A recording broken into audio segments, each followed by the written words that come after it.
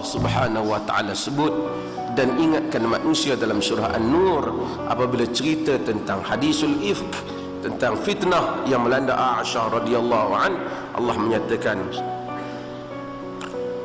ya ayyuhalladzina amanu la tattabi'u khutuwatis syaitan. Wahai orang-orang yang beriman, jangan ikut langkah-langkah syaitan.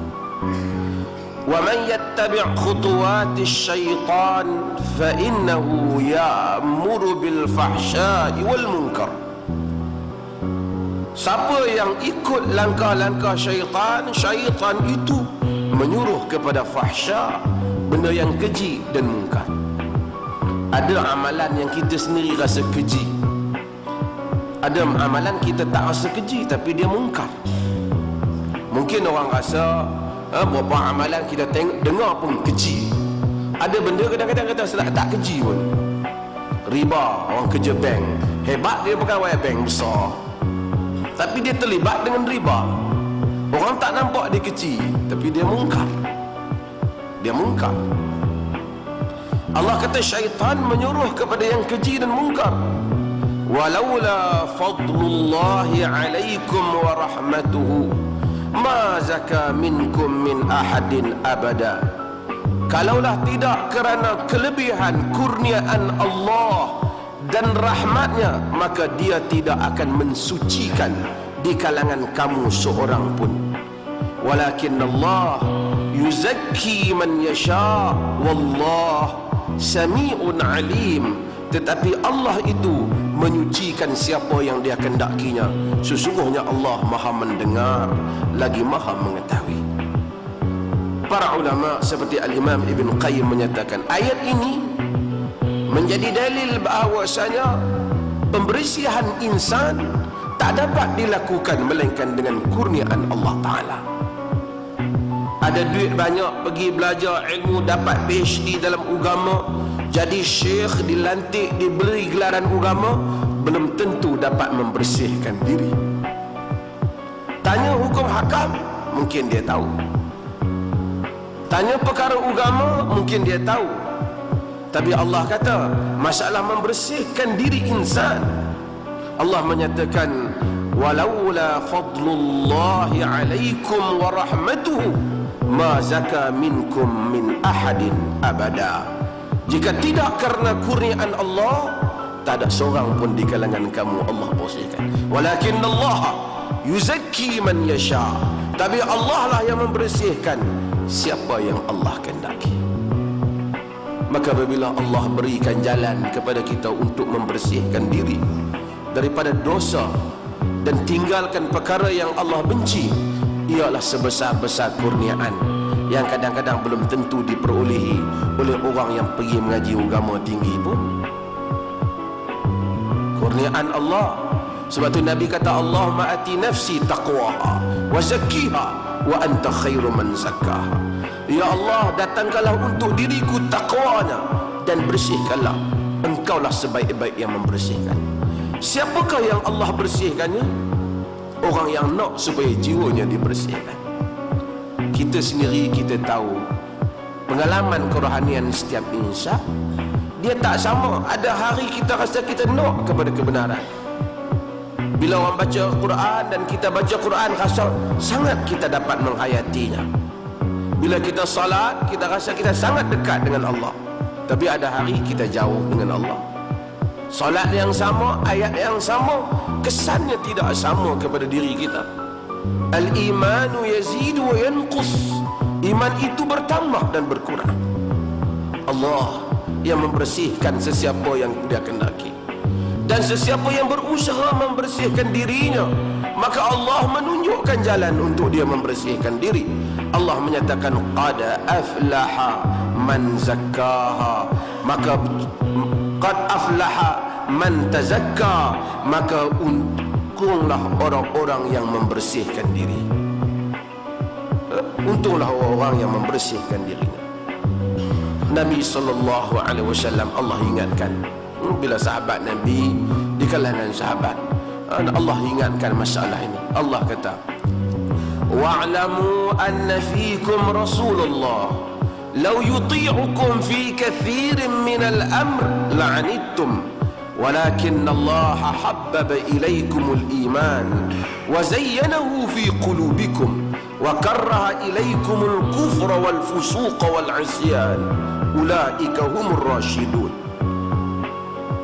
Wa'lamu anna fiikum Rasulullah." Ketahuilah di kalangan kamu Rasulullah. Ni sahabat. Kita Rasulullah tak ada. Apa yang ada kita? Hadis-hadis Nabi sallallahu alaihi wasallam. Nak bersihkan diri tak pergi tak cari tok syekh tarekat. Cari petua-petua dah tak payah. Nabi tinggal dah cukup dah. Setiap tarekat kebanyakannya akhirnya bukan membersihkan diri, membesarkan tok syekh.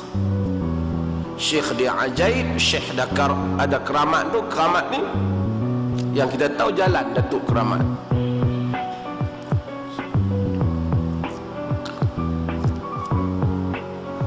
Allah kata wa'lamu anna fiikum Rasulullah.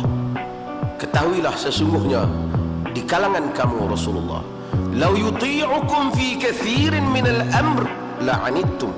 Jika Rasul itu taat ikut kamu dalam banyak benda, nescaya kamu akan binasa. "Walakin Allah habbaba ilaikumul iman." Tetapi Allah lah yang menjadikan kamu sayangkan iman.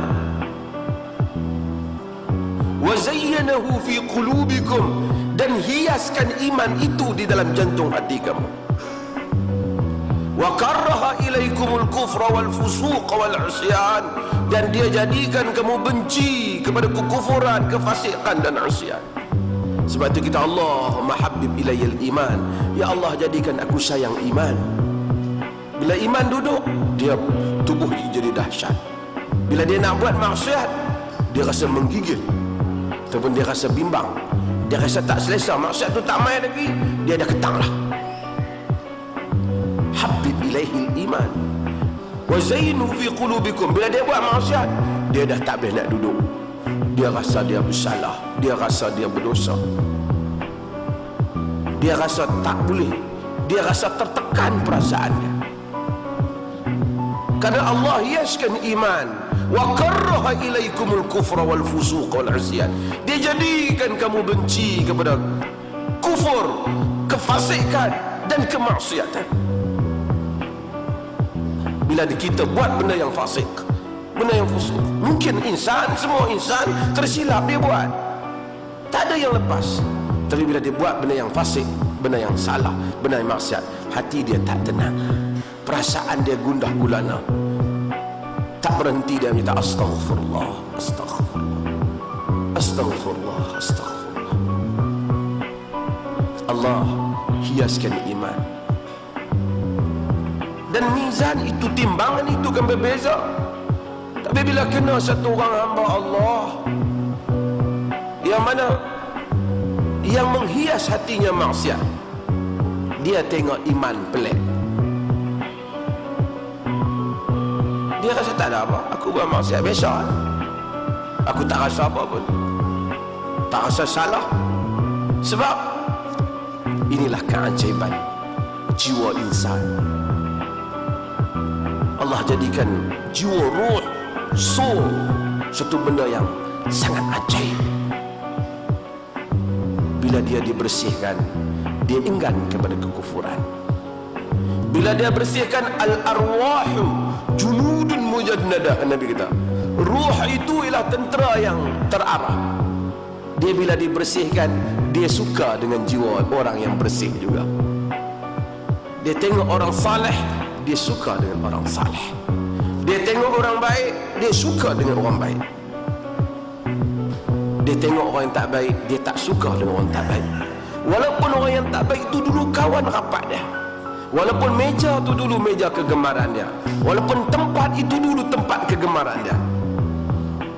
Tetapi apabila ruh dibersihkan, bukan mata yang berubah, bukan lidah yang berubah rasa, tapi ruh yang berubah, yang cintakan iman, bertukar daripada perasaan yang cintakan kufur dan maksiat.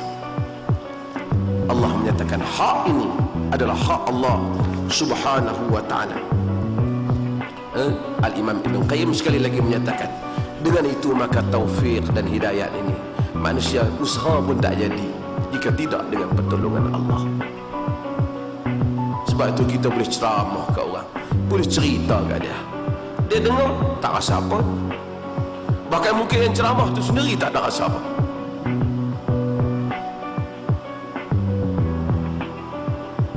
Tapi ada orang dia rasa bahawasanya diperlukan pembersihan ruh, pembersihan jiwa.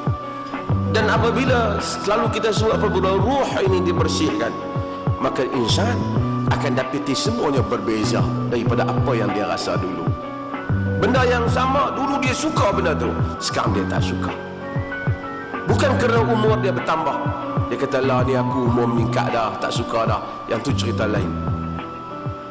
Tapi dia mungkin minggu lepas dia suka, minggu ni dia tak suka. Ruhnya sudah berubah. Sangat ajaib. Sebab itu Allah menyebut tentang kepada Nabi, innaka la tahdi man ahbabta walakin Allah yahdi man yasha. Engkau tidak dapat memberikan hidayah kepada seorang yang kau sayang. Allah memberikan hidayah kepada sesiapa yang Allah Subhanahu wa taala kehendaki. Wa ma taufiqi illa billah. Tidak ada taufik aku ini melainkan dengan Allah, Quran kata. Sebab itu bila kita minta ihdinas siratal mustaqim, kita bukan minta supaya kita tak sesat dalam erti kata biasa, tapi supaya Allah bimbing taufik kepada kehidupan kita ini.